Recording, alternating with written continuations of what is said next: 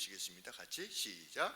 또 아비들아 너희 자녀를 노엽게 하지 말고 오직 주의 교양과 훈계로 양육하라. 정말 어려운 말씀입니다. 우리말에 그런 말씀 있지 않습니까? 자식 농사는 그 누구도 장담할 수가 없다.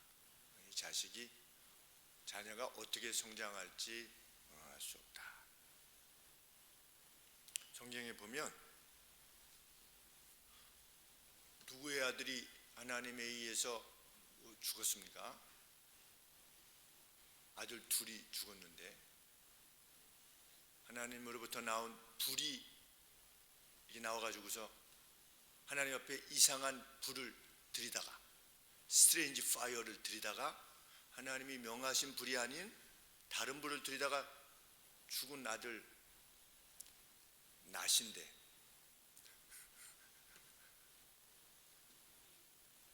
나답과 아비후, 나답과 아비후가 죽었습니다. 누구의 아들입니까? 제사장? 네, 아론의 아들 둘이 죽었습니다. 제사장의 아들인데 죽었습니다. 사무엘의 아들들이 어떠하였다? 불량자였다. 사무엘 같은 제사장이요 선지자의 아들도 불량자였다. 참 이런 말씀을 듣게 되면 이 자녀의 양육이 우리 손에 달려있지 않다는 것을 우리는 알게 됩니다. 그럼에도 불구하고 성경은 부모로서의 책임에 대해서 말합니다. 그러므로 자녀가 어떻게 될 것인가에 대해서는 하나님께 맡기는 겁니다. 그것이 하나님 앞에의 겸비함입니다. 그것은 맡기되 부모에게 주어진 책임을 감당하는 것, 그것이 하나님 앞에서의 마땅한 책임입니다. 근데 무엇이라고 말합니까? 아비들아, 왜 아비들아 이랬을까요? 당시에는 로마 시대에는 아비의 권세가 집안에서의 권위가 아주 막강했기에 아비들아 자녀들로 분노에게로 향할 만큼 화를 돋우지 말고 그들을 훈육과 주의 가르침 안에서 양육하라. 자녀를 대함에 있어서 부모의 행함의 그 큰 전제는 무엇이냐? 5장 21절에 언급되어지고 있는 그리스도를 경외함으로 피차 복종하라. 이것이 하나님의 사람으로서의 행함의 큰 범주입니다. 피차 복종하는 것. 무엇 때문에? 주를 경외함으로 피차 복종하는 겁니다. 그러니까 우리 개개인의 어떤 그 관계 속에서 이렇게 하면 더 좋아진다라고 하는 차원에서 이 명령이 주어지는 것이 아니라 이것이 주를 기쁘시게 하는 방향이다라고 말씀하는 것입니다. 주를 경외함 안에서 피차 복종해라. 누구와 누가? 남편과 아내가 서로 피차 복종해라. 그리고 부모와 자녀가 피차 복종해라. 그리고 이 뒤에 5절 말씀에 종들과 주인들아 피차 복종해라. 종들과 주인들이 어떻게 서로 복종할 수가 있겠습니까? 그런데 성경은 피차 복종하는 것, 이것이 그리스도인들의 새로운 삶의 모습이다.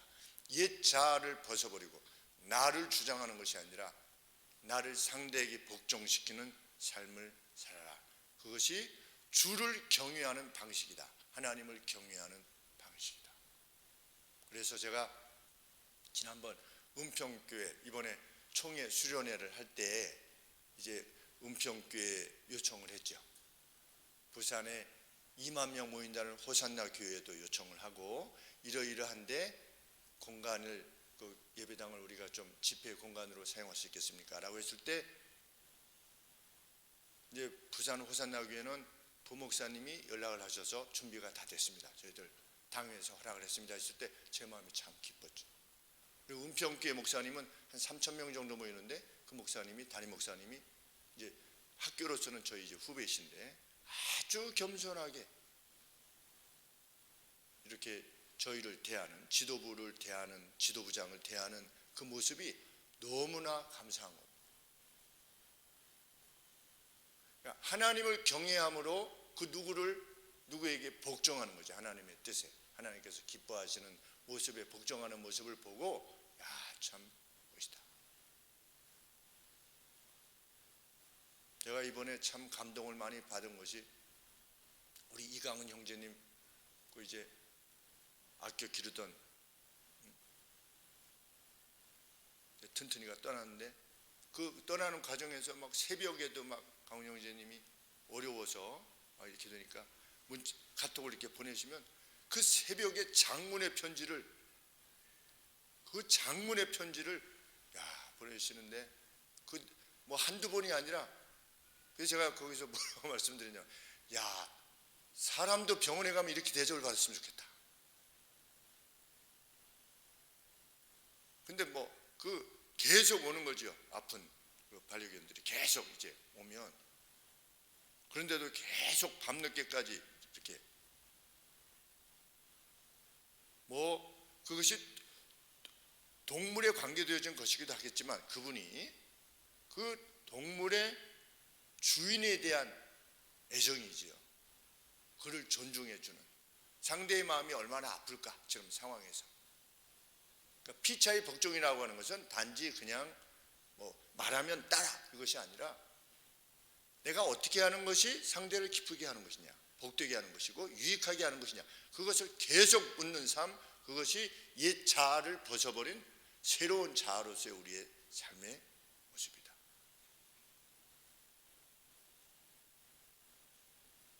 조카들에게도 이제 삼촌으로부터 쭉 앉아서 세배 받고 나서, 셋째 삼촌 얘기하세요. 섬기는 자가 큰 자라고 했다. 나는 조카들이 섬기는 자로서 큰 자들이 되기를 원한다. 하나님 나라에서는 섬기는 자가 큰 자이니까. 이 원칙 하에 부모가 자녀를 대하는 것입니다. 그런데 바울의 권함을 살피면 두 가지를 서로 대비시키고 있습니다. 하나는 뭐냐면 자녀의 분노. 자녀의 분노와 무엇을 대비시키고 있습니까? 주의 교양과 훈계로 인한 양육. 이것이 이렇게 좀 개념 자체가 대비되는 개념 가치가 않아 보입니다. A가 아니고 B여야 한다, 이렇게 말씀하는 거 아니겠습니까? A가 아닌 B여야 한다. 분노가 아닌 무엇이 해야 된다? 교훈과 훈계, 교양과 훈계, 이것이 되어야 된다.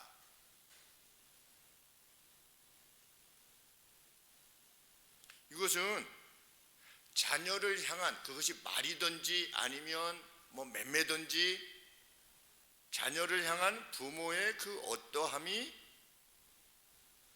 주의 교육과 주의 가르침일 수 있을 때 자녀가 분노라는 결과에 이르지 않는다라는 말씀입니다. 내가 자녀에게 무엇을 말하거나 아니면 이제 혼을 내는 거죠.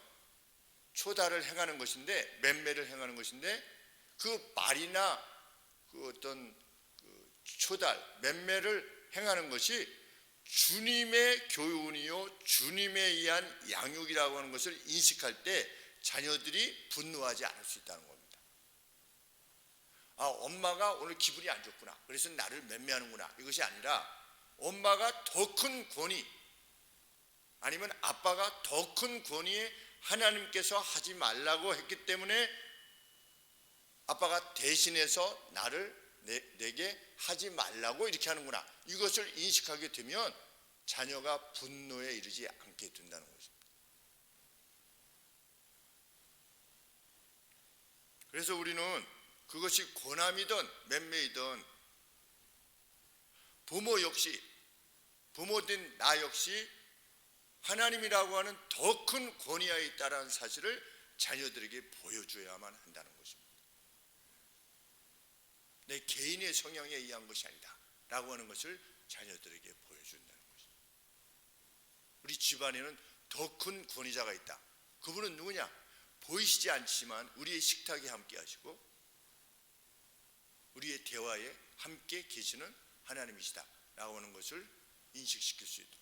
그래서 Beyond Doubt라고 하는 그 책이 있는데, 의심을 넘어서 라고 하는 것이죠. 근데 그 책에 무슨 내용이냐면, 어린아이들은 한 3살 정도나 이제 의식이 막 생기기 시작하면, 이제 어린아이는 그렇게 하나님을 인식한다는 겁니다. 분명히 집에 없는데 엄마 아빠가 그분을 더 크게 생각하고 그분이 원하는 바대로 행하는 그 어떤 존재가 우리 집에 함께 있다라고 하는 것을 인식한다는 겁니다. 누가? 이제 2살, 3살 정도 되는 아이들이 부모를 통해서, 가령 예를 들어서 밥을 먹는데 분명히 엄마가 밥을 만들었는데, 자, 다 같이 감사 기도를 하자 그러면서 분명히 보이지 않는데 누군가에게 말을 하는 거죠. 고맙습니다. 이렇게 밥을 주셔서 고맙습니다. 그래서 어린아이들은 그렇게 믿음을 가져나가기 시작한다는 겁니다. 그러니까 그것을 보여줘야 된다는 것이죠. 언제에도 말로 가르치거나 아니면 맴매를 통해서 무엇을 바로잡고자 할 때도 그 인식이 들 수 있도록 우리 자녀들에게 그리 행해야 될 것이라는 것입니다. 정말 빛나는 가르침이 아닐 수 없습니다.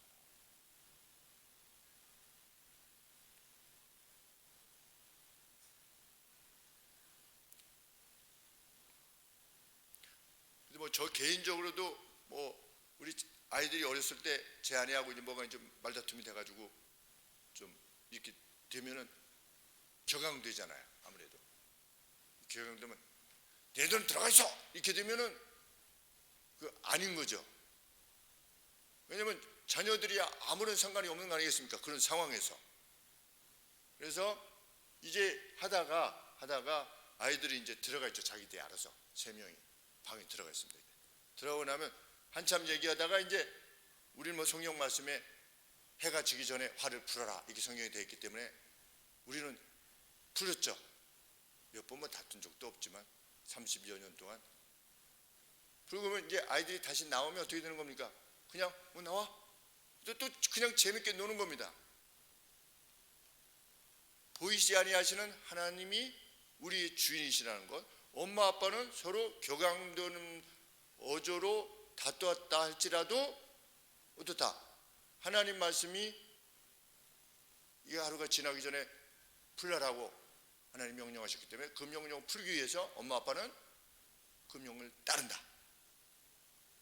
라고 하는 것이 드러나 줄 수 있도록.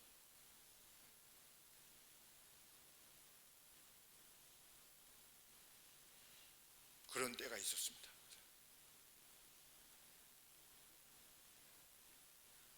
주의 교양과 훈계 안에서 이렇게 되어 있죠. 4절 하반절에 주의 교양과 훈계 안에서 양육하라. 그러면 주의 교양과 훈계라고 하는 것은 뭐냐? 예수님의 교양과 예수님의 훈계 안에서. 그런데 그 말이 지닌 의미가 무엇인가? 부모의 지도가 주님에 의한 명령, 그것에 입각한 것이 되도록 해라. 이런 의미일 수 있고, 또 다른 차원의 의미라고 할 수 있다면 그 지도가 주님과 가까이 하게 만드는 그러한 지도가 되도록 해라. 이것이 주의 교양과 훈계로 양육하라 라고 하는 말의 정의입니다. 주의 교양과 훈계로 양육하라. 이게 무슨 의미인가? 말은 멋있잖아요. 근데 이게 무슨 개념이냐? 주님의 명령을 수행하는 차원에서 자녀들을 그렇게 지도해라 라고 하는 말일 수도 있고, 그 지도가 주님께로 가까이 하게 하는 그러한 지도가 되도록 해라 라고 하는 의미일 수도 있고, 둘 중에 하나인 것인데, 이것이든 저것이든 주님과 관계되어진 훈육이 되어야 된다는 것이죠.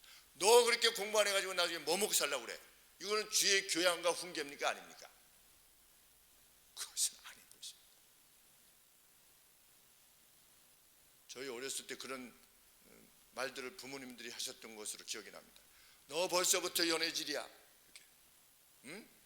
너 공부를 잘하고 좋은 학교 가고 취직 잘 되면 그냥 여자들이 트럭채로 올 텐데. 이렇게. 이런 이야기들을 어렸을 때 듣고 자랐어요. 그 주의 교양과 훈계입니까? 결코 아니죠. 가령 이런 것이죠. 너는 나중에 무엇이 될래? 까지는 사람들이 묻습니다. 예수님 믿는 사람들도 묻습니다. 그런데 무엇을 묻지 않습니까? 너 나중에 무엇이 되고자 하니? 무엇이 될래? 이렇게 묻습니다. 거기까지는 묻는데 정작 물어야 될 것은 안 물어요. 정작 물어야 되는 것은 무엇입니까? 너는 왜 그것이 되려고 그러니? 이거는 안 물어요. 저는 우주 비행사가 되고 싶어요. 그래? 우주 비행사가 되려면 여기 항공학과를 가가지고 이렇게 해가지고 그렇게 해야지. 너는 우주 비행사가 되려고 그러는데 왜 우주 비행사가 되려고 그러니? 목적이 뭐니?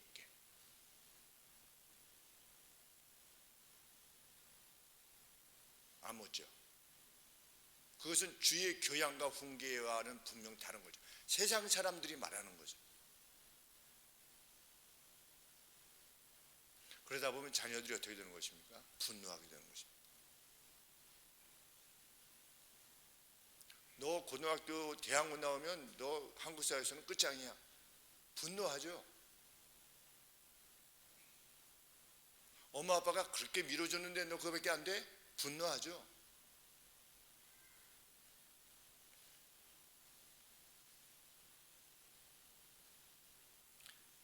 자녀가 우리들의 지도를 신적인 것으로 인식할 수 있도록 도우라.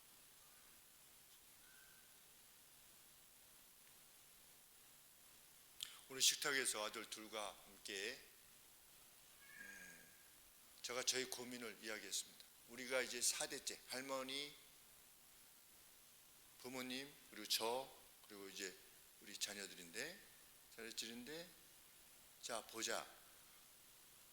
누구는 이러하고 누구는 이러하고 누구는 이래서 신앙생활을 우리 부모님 때 할머니 때만큼 이어가는 것이 정말 힘들지 않느냐.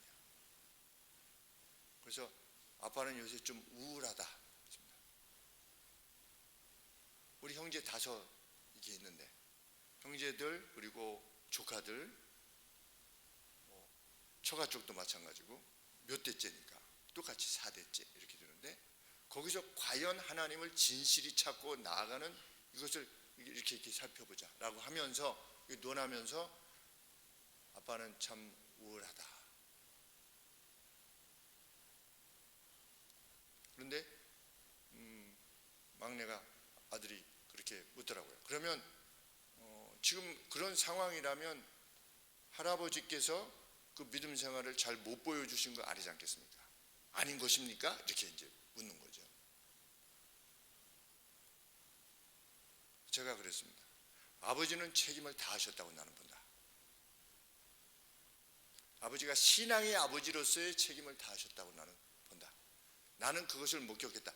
그 목격, 아버지께서 신앙생활을 하신 것을 목격하고 그것에 대해서 어떤 반응을 보일까 할 것은 각각이 다르게 받아들이게 되는데 나는 아버지로서 우리 아버지가 신앙의 아버지로서 그것을 보여주셨다고 믿는다. 첫째, 집이 화곡동에 있었는데 배재 고등학교가 시청에 있다가 길동으로 이사 갔을 때 아버지께서 가자, 그쪽으로 이사 가자. 왜? 2시간 만이 걸리니까 화곡동에서. 그랬을 때 우리들이 또 어머니께서 여기 화성교회를 계속 다니고 싶어요. 여기서 믿음 생활을 계속하고 싶어요. 라고 했을 때 아버지께서 가시지 않고 하루 왕복 5시간 늘 버스에 이렇게 빨리 타시지도 않는 다른 사람 다 탄 다음에 그때 끝에 이렇게 매달리셔서 타고 가시는 모습을 내가 고등학교 때 아버지가 이렇게 버스에 매달려서 이렇게 가시는 모습을 늘 보아왔었는데 그것이 왕복 5시간이었다. 근데 아버지께서 희생하셨다. 난 믿음의 아버지의 모습이라. 우리들의 믿음 생활을 계속 유지하기 위해서, 친구들과의 관계를 계속 유지하기 위해서 이사를 가시지 않고 본인이 희생한 65세까지 10년 넘게 그렇게 하신 것에 대해서 난 충분히 보여주셨다고 생각한다.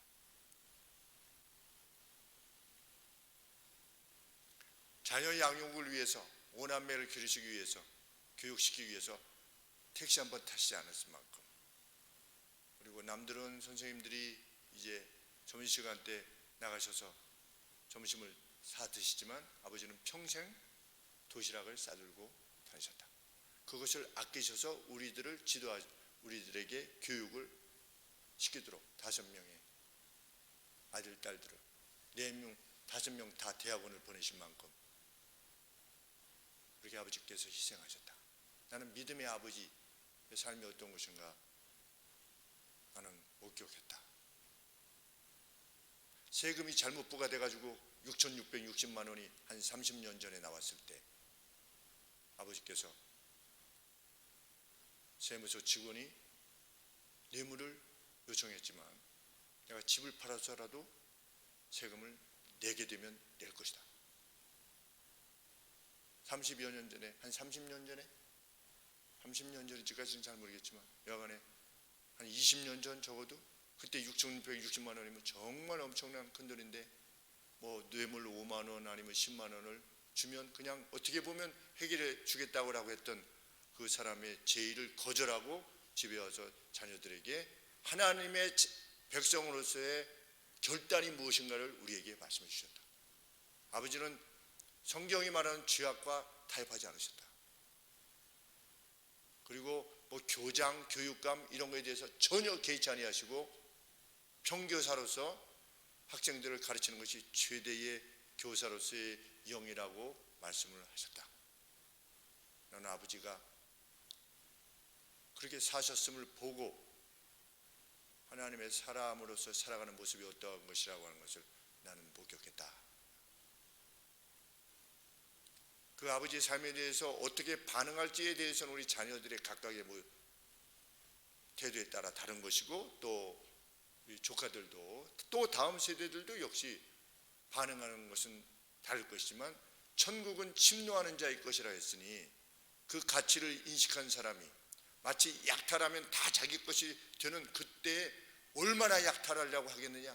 마치 천국은 그 가치를 인식한 사람이 그것을 취하듯이 아빠는 취하려고 반응을 했던 것 같다.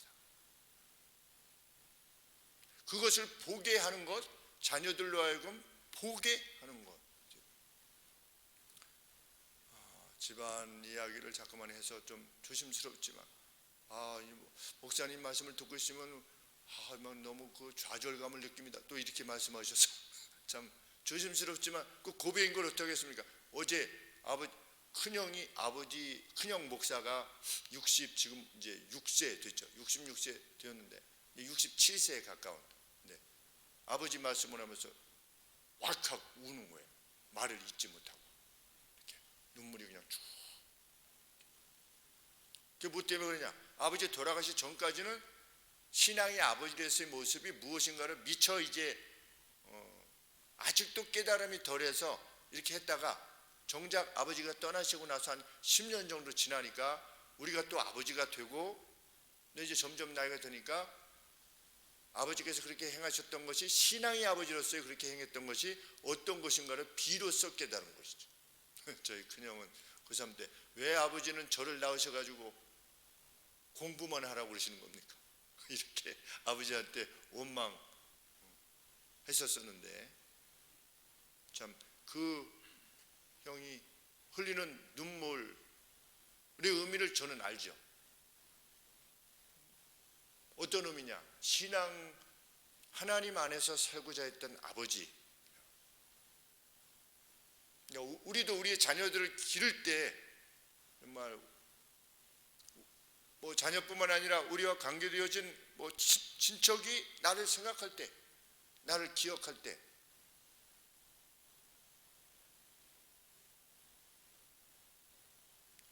정말 더 큰 권위이신 하나님의 뜻에 입각하여 그의 생애를 일생을 살아가셨다고 하는 것을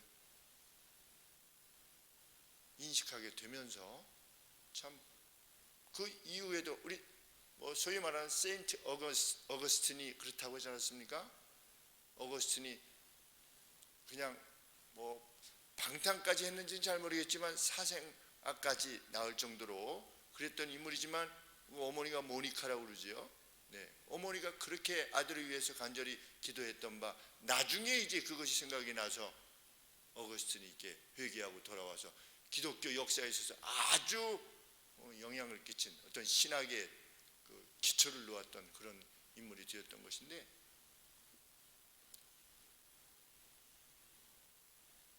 우리의 자녀들이 우리의 삶의 그 모습을 목도하도록 하는 것, 그거 참 더할 수 없이 소중한 일이라 믿습니다.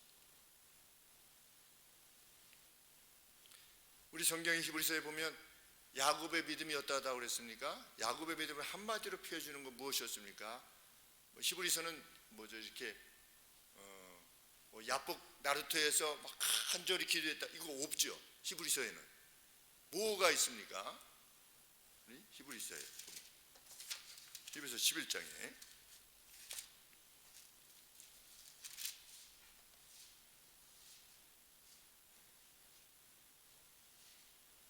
히브리서 11장 21절에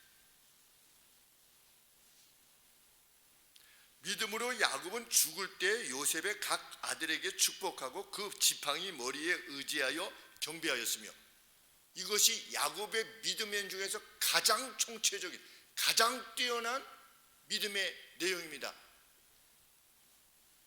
무슨 야복 나루토에서 간절히 하나님의 천사와 레슬링을 했다 이런 게 아니에요. 왜 그럴까요? 왜 마지막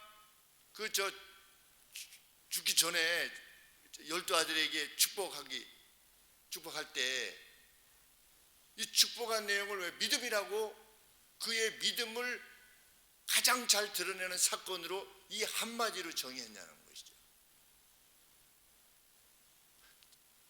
야곱의 자녀들이 목도한 겁니다. 무엇을 목도한 겁니까?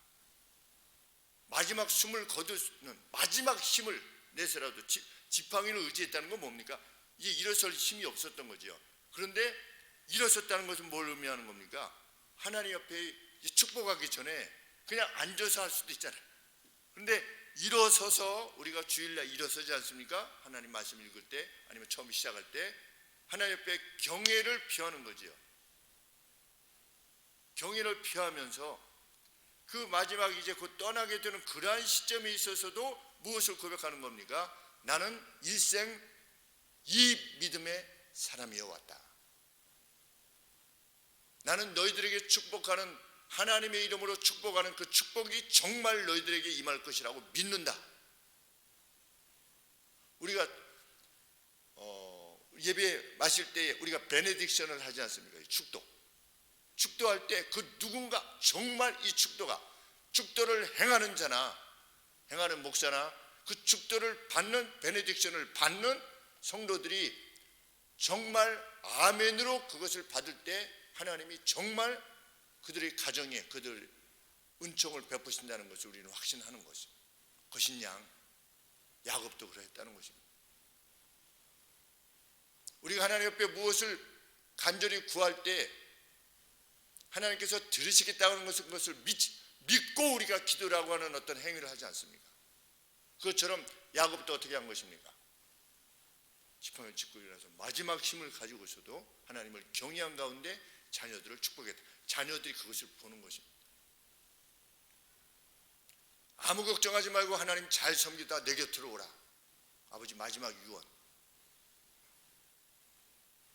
근데 그 유언이 빛나는 것은 무엇 때문이라고 그랬습니까? 이제 돌아가시는 그런 순간에서도 밤에 간호사들이 새벽에 막 오셔가지고 여기 막 꽂고 여기다 막 이렇게 꽂고 막 이럴 때 이 밤에 얼마나 고생이 많으십니까? 그 믿음의 아버지죠. 믿음의 아버지. 자신이 지금 죽어가고 있는 순간에도 그 누군가 이 서비스를 하려고 이 새벽에 올 때 그것을 긍휼히 여겨서 고맙습니다. 감사합니다. 82세의 노 크리스찬이 저는 그런 모습이 아버지의 모습이 지금 기억되는 것입니다. 그리고 막 호수 꽂고 막 이런데도 하루 3번 평소에 건강하셨을 때 그렇게 했던 것처럼 자리에서 일어나 앉으셔서 이렇게 막 주렁주렁 다시면서도 하루 3번 하나님 옆에 간구하시는 그 모습 제 뇌리에 남아있는 거죠. 아, 아버지 뭐 그렇게 확신했지만 아버지는 저 마지막 숨을 거두시는 저 순간에서도 하나님을 경외하시는구나. 우리 자녀들이 그것을 보는, 그건 부모의 책임이다. 자녀들이 그것에 대해서 어떻게 반응할지는 모르지만 부모로서의 책임은, 신앙적 책임은 그것을 목도하도록 하는 것이다. 우리는 그렇게 삽니다. 하나님의 사람들은.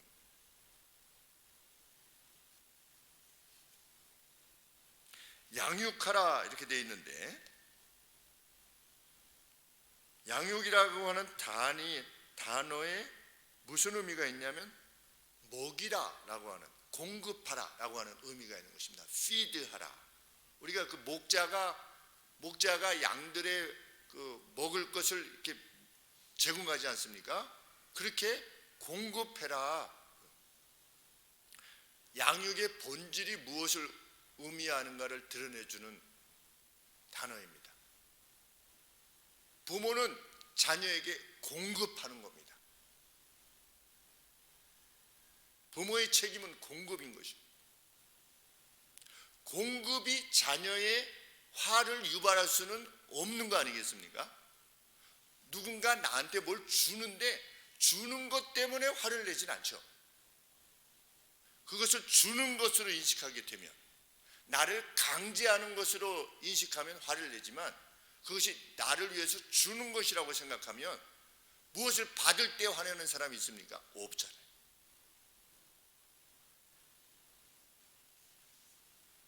주의 교양과 훈계로 어떻게 하라는 겁니까? 공급하라는 겁니다. 주의 교양과 훈계로.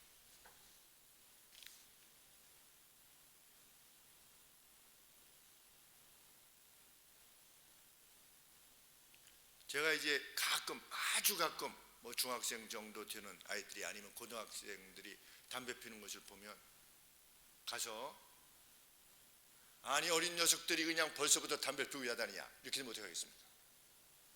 아이들이 분노하겠죠. 왜? 그것은 공급이 아니니까. 그건 피드가 아닙니다. 그런데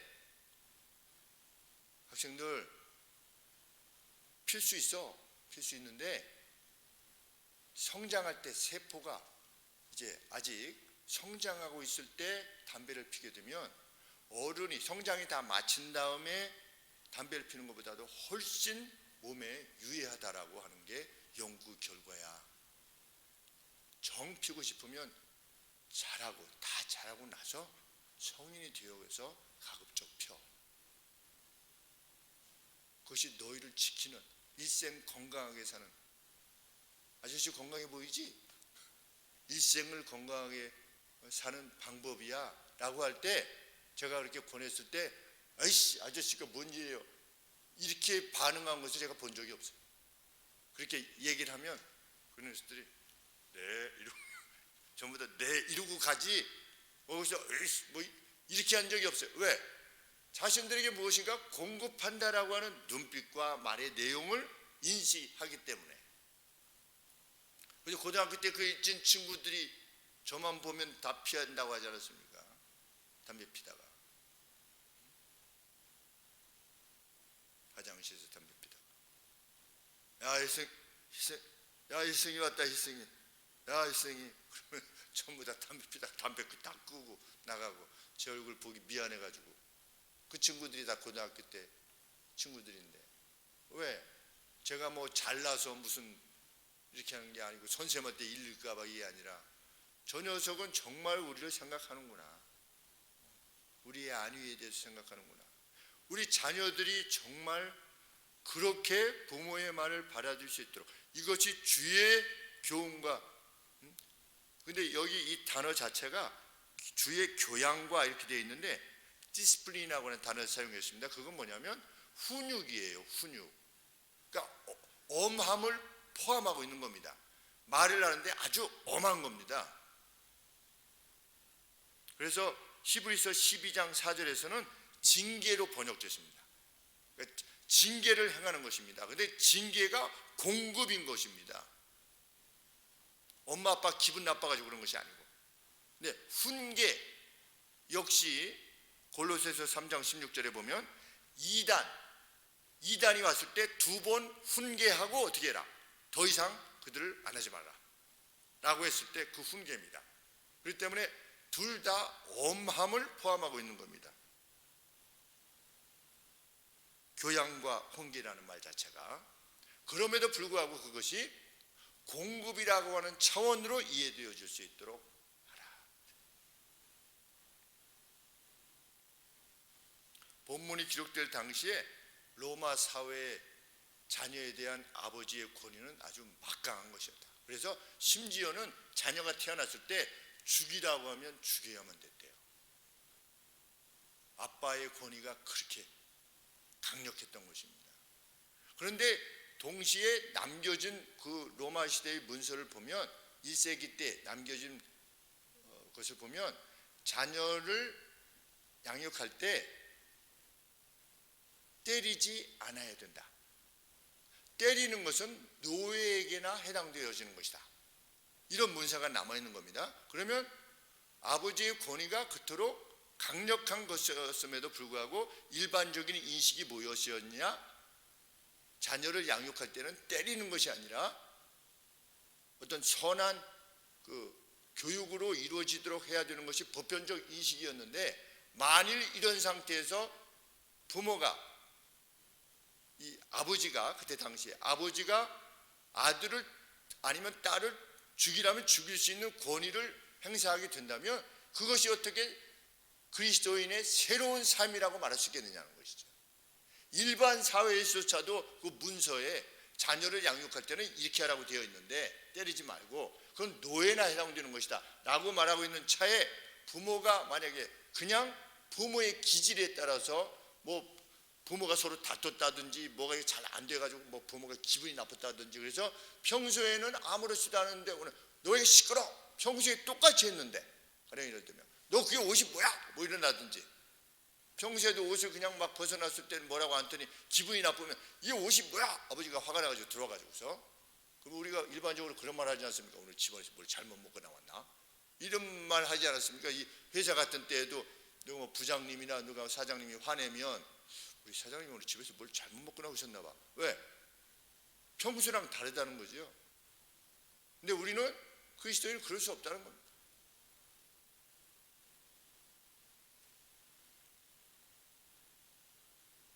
부모의 삶과 지도가 자녀에게 어떤 영향을 미칠 것이고 결과가 어떻게 될 것인가에 대해서 우리는 겸비하게 하나님 앞에 맡길 것입니다. 그러나 가장 선한 것으로 그들을 먹이고 양육시키고자 하는 것, 그것이 우리들 부모의 몫의 책임이라고 하는 사실에 있어서는 우리가 다 같이 아멘 할 수 있을 것입니다. 우리의 교육의 총체적인 목표는 무엇입니까? 우리 자녀들이 하나님 나라의 자녀가 되는 것입니다. 저희 어머니께서 그래서 어제 슬피 울며 말씀하셨습니다. 나는 내 자녀들이 하나님의 사람으로 모두가 함께 살아갔으면 좋겠다. 너희들 인터넷 예배 드리는, 그리고 드리는지 안 드리는지 모르겠지만 너희들 빨리 교회로 돌아가라, 예배로 돌아가라. 어머니께서 이렇게, 그것이 유일한 목적이죠. 자녀 양육에 있어서 천국 백성이 되게 해서 부활에 동일한 소망을 지니게 하는 것, 그것만큼 뭐 더 큰 것은, 더 큰 목적은 없는 줄 압니다. 허참 선생님이라고 해야 되겠죠. 먼저 태어나셨으니까 허참 선생님이 돌아가셨다고 그러는데, 그 장례식장에 보니까 그 밑에 성도 누구누구 이렇게 되어 있더라고요. 이야, 너무 감사하다. 마지막 순간에 믿으셨구나. 보통 허참 선생님 정도 되면 믿음 생활 좀 하셨었으면 그래도 밑에 집사, 웬만하면 집사라고 이렇게 하지 않습니까? 웬만하면. 그런데 성도 누구누구 이렇게 한 것을 보면, 아, 하나님의 은혜를 입어서 막차를 타셨구나 이런 생각하면서도 참 마음이 기쁘고 감사했습니다. 왜? 천국에서 볼 거니까. 마지막 고백으로도 하나님은 천국에 보내시겠다고 약속하셨습니다. 우리 자녀들의 양육 목적이 무엇입니까? 저들로 하여금 여기서 잘 먹고 잘 사는 것. 정말 개의치 않죠. 우리는 그가 하나님 백성인 것. 그래서 천국에서 만날 거니까. 누구든 자녀만이겠습니까? 우리가 사랑하는 이들 그 수고를 위해서 우리도 참 목격할 수 있는 삶을 지녔던 이들로 회고되어질 수 있는 그런 은혜가 우리 가운데 있기를 소원합니다. 기도하겠습니다.